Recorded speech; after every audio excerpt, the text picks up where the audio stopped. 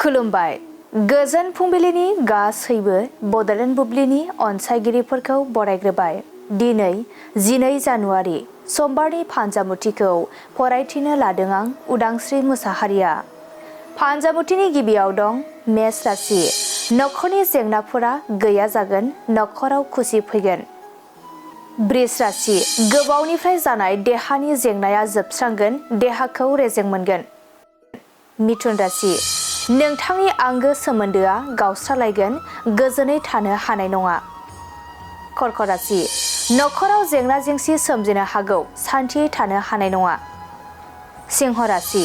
लामा हान्थिनायाव सोरखौबा मदद खालामनो हागोन, गोसोखौ गोजोन मोनगोन। कन्या राशि।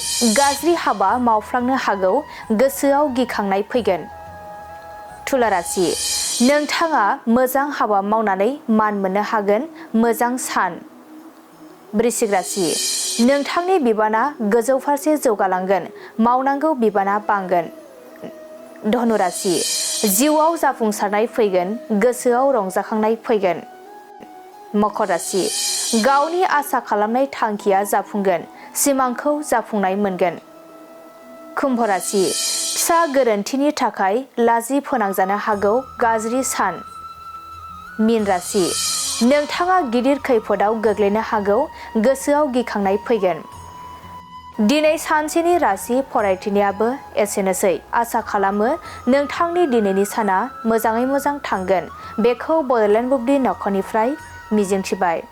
गोजोन्थों।